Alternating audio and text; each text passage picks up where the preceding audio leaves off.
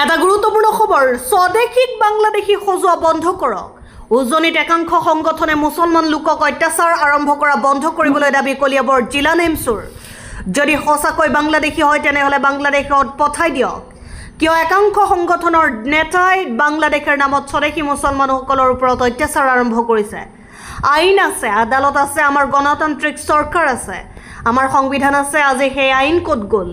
একাংশ সংগঠনৰ নেতাই নিজৰ মুনাফা আদায়ৰ বাবে নিজক ফ'কাছ কৰিবৰ বাবে নিৰীহ লোকসকলক অত্যাচাৰ আৰম্ভ কৰিছে। দুখীয়া দৰিদ্ৰ লোকসকলে উজনিত দিন হাজিৰা কৰি পৰিয়াল পোহপাল দি আছে। সেইসকল লোকক বাংলাদেশী বুলি কোৱা বন্ধ কৰিব লাগে। উজনিত যদি একাংশ ভণ্ড নেতাই দিন হাজিৰা কৰি পৰিয়াল চলোৱা লোকসকলৰ ওপৰত কৰা অত্যাচাৰ বন্ধ নকৰে, তীব্ৰ প্ৰতিবাদ আৰম্ভ কৰিব নেমচুৱে। উজনিত একাংশ সংগঠনৰ নেতাই মুছলমান লোকসকলৰ ওপৰত সংঘটিত কৰা অত্যাচাৰ বন্ধ কৰাৰ দাবী তুলি কলিয়াবৰ জিলা নেমচুৱে কলিয়াবৰ জিলা সমজিলা আয়ুক্তৰ জৰিয়তে ডিজিপিলৈ স্মাৰক পত্ৰ প্ৰেৰণ কৰে। আমি কলিয়াবৰ জিলা নেমচুৰ তৰফৰ পৰা সমগ্ৰ উত্তৰ পূৰ্বাঞ্চলৰ লগতে অসমৰ লগতে আজি আমাৰ যি কলিয়াবৰৰ সমজিলা আয়ুক্তৰ জৰিয়তে আমাৰ অসমৰ চিফ ছেক্ৰেটাৰী মহোদয়ক আজি এক পত্ৰ আমি প্ৰেৰণ কৰিছোঁ। এই পত্ৰৰ জৰিয়তে আমি ইয়াত কেইটামান চৰ্ত সাপেক্ষে আমি পত্ৰ প্ৰেৰণ কৰিছোঁ। আজি চাওক, বৰ্তমান সময়ত এই উজনিত কিবা সংগঠনৰ নেতাই বাংলাদেশীৰ নামত একাংশ মুছলমান ব্যক্তিসকলক, খাটি খোৱা ব্যক্তিসকলক নানান ধৰণৰ অত্যাচাৰ আৰম্ভ কৰিছে, মাৰপিট আৰম্ভ কৰিছে। তেখেতসকলে ঘৰে ঘৰে গৈ পেলাই বাংলাদেশী অভিযান আৰম্ভ কৰিছে। আজি উজনিত থকা যিমান আপোনাৰ মুছলমান মানুহ আছে, মিয়া মানুহ আছে, এইসকল মানুহ বোলে আপোনাৰ বাংলাদেশী। আজি বাংলাদেশী তেখেতসকলে কেনেকৈ চিনাক্ত কৰিছে? আজি বাংলাদেশী চিনাক্ত যদি কৰিছে তেনেহ'লে এইখিনি মানুহক অসমৰ পৰা বাহিৰ কৰি দিয়ক। আৰু যদি এইখিনি মানুহ আপোনাৰ স্বদেশী হয় তেনেহ'লে এইখিনি মানুহক তেখেতসকলে যেনেধৰণৰ অন্যায় অত্যাচাৰ আৰম্ভ কৰিছে সেইখিনি সম্পূৰ্ণভাৱে অতি শীঘ্ৰে বন্ধ হ'ব লাগিব। একাংশ দল সংগঠনৰ নেতাসকলে আজি চাওক, আজি আমাৰ চৰকাৰ আছে, প্ৰশাসন আছে, আমাৰ গৃহ বিভাগ আছে, আমাৰ আইন আছে, সংবিধান আছে, সেইখিনি অৱমাননা কৰি পেলাই তেখেতসকলে ব্যক্তিগতভাৱে তেখেতসকলৰ নেতৃত্বত আপোনাৰ বিভিন্ন পৰ্যায়ৰ নিৰীহ ব্যক্তিসকলক হাৰাশাস্তি কৰি আছে। এই হাৰাশাস্তি অতি শীঘ্ৰে বন্ধ হ'ব লাগিব, নহ'লে আমি নেমচুৰ জৰিয়তে নেমচুৰ ফালৰ পৰা সমগ্ৰ অসমৰ লগতে উত্তৰ পূৰ্বাঞ্চলত সমগ্ৰ ভাৰতত আমি গণতান্ত্ৰিক আন্দোলন কৰিবৰ কাৰণে বাধ্য হ'ম। আজি বাংলাদেশী যদি তেখেতসকলে প্ৰমাণ কৰিছে তেনেহ'লে অসমত কিয় থাকিব লাগে? অসমৰ পৰা কিয় বাহিৰ নকৰে? আমাৰ এক গণতান্ত্ৰিক চৰকাৰ আছে, আমাৰ এটা আইন আছে, আমাৰ এক সংবিধান আছে। এই সংবিধান, আইন, চৰকাৰ আজি ক'ত গ'ল? আজি একাংশ দল সংগঠনৰ ব্যক্তিসকলে নিজৰ ব্যক্তিগত মুনাফাৰ কাৰণে তেখেতসকলৰ ফেচ ফ'কাছ কৰিবৰ কাৰণে নিৰীহ ব্যক্তিসকলক যেনেধৰণে অন্যায় অত্যাচাৰ কৰি আছে সেইখিনি কিন্তু অতি শীঘ্ৰে বন্ধ হ'ব লাগিব, নহ'লে কিন্তু আমাৰ যি গণতান্ত্ৰিক প্ৰতিবাদ ইয়াতকৈ আৰু তীব্ৰতৰ হ'ব।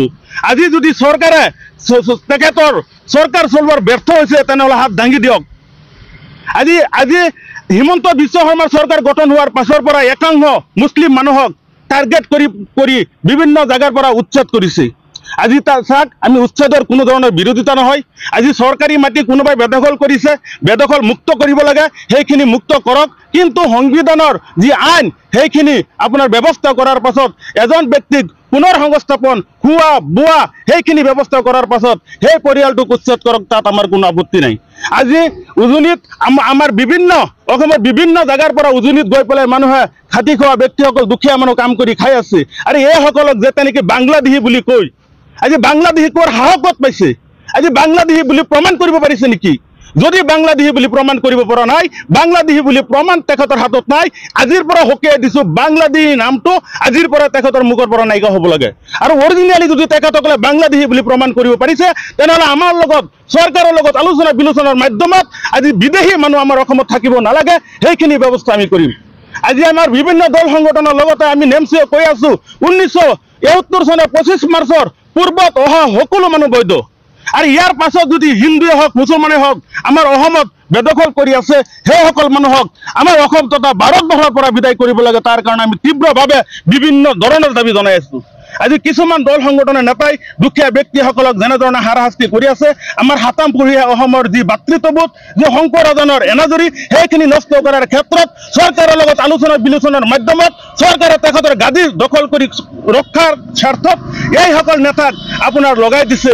আমাৰ অসমৰ যাতে পৰিস্থিতি বেয়া হয়, আমাৰ অসমৰ মানুহ সম্পূৰ্ণ শিক্ষিত মানুহ, আমাৰ হাতামপুৰীয়া যি আমাৰ ভাতৃত্ববোধৰ এনাজৰী সেইখিনি যাতে অটুট থাকে, তাৰ কাৰণে আমি সমগ্ৰ অসমৰ লগতে আমাৰ অসমীয়া মানুহক আমি অনুৰোধ কৰিছোঁ আপোনালোকে এই কেইজনমান বন্ধ নেতাৰ উদ্ভণ্ডালি মন্তব্যৰ জৰিয়তে যাতে আমাৰ মাজত কোনো ধৰণৰ হাই কাজিয়া উদ্ভণ্ডালি নহয় তাৰ কাৰণে বিনম্ৰতাৰে অনুৰোধ জনাইছোঁ।